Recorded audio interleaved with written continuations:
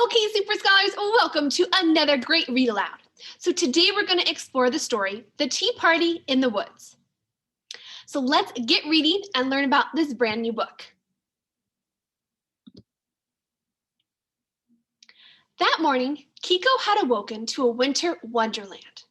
It had snowed all night. Now her father was off to Grandma's house to help clear the walk. "Is this the pie for Grandma?" Kiko asked her mother, spotting the box near the door. "Oh dear," her mother said, "your father forgot it." "I can catch up to him," said Kiko. "All right, but hurry." Grandma's house was on the other side of the woods. Kiko set out, following her father's fresh tracks in the fresh snow. The woods were very still and so quiet. Kiko's footsteps were the only sound. After a while, Kiko spied a figure up ahead in a long coat and a hat. "Papa," she called as she ran to catch up. She struggled in the deep snow and fell. The pie box was crushed. Kiko felt like crying. But her father was almost out of sight, so she picked up the box and hurried after him.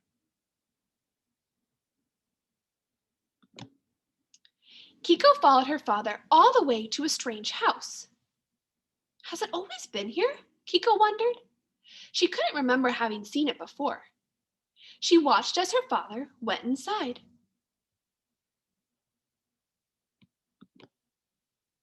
Curious, Kiko peered through the window. She watched as he took off his long coat and hat. But it wasn't her father at all.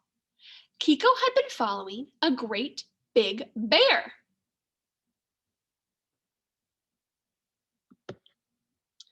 "Are you here for the tea party?" asked a kind voice. Kiko turned to see a little lamb standing nearby.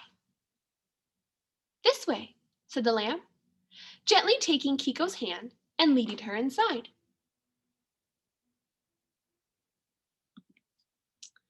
Kiko couldn't believe her eyes. And what did the other animals say when they saw her?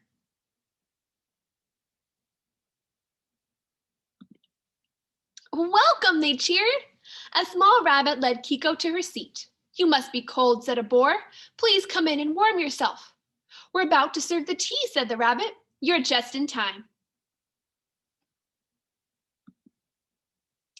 Once everyone was seated, a doe stood and began to speak.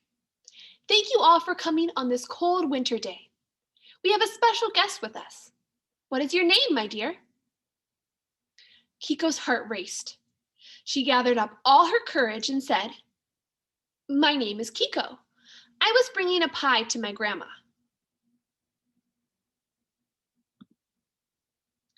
The animals all began to speak excitedly. "That's so brave of you, going all by yourself. Your grandmother will be so pleased. Please have something to eat." Everyone wanted to talk to the special guest. Kiko began to feel a bit braver. Over the noise, one of the rabbits spoke up. "Is this the pie for your grandmother?" Kiko looked down at the crushed box. "Yes, but I fell, and now it's ruined." The animals glanced at one another. "If it's a pie you need, we have plenty to share." Slice by slice, they assembled a new pie on a pretty plate. Each piece had a different filling of seeds and nuts and fruits and other delicious things gathered from the woods.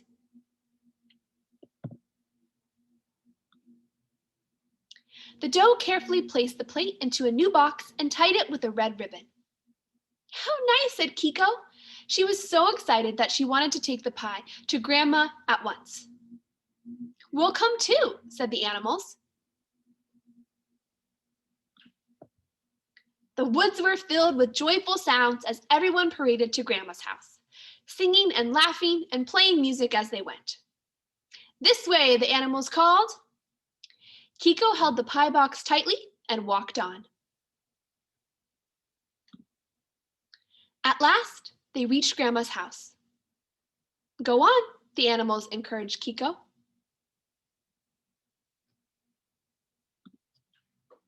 Kiko knocked on the door and called, "Grandma, I brought you a pie." Grandma and Kiko's father appeared at the door, surprised. Kiko handed them the box. "My dear, did you come all this way on your own?" asked Grandma, stepping inside. Kiko looked around, but the animals were nowhere to be seen. "You're never alone in the woods," Kiko answered, smiling. She was sure her new friends were listening.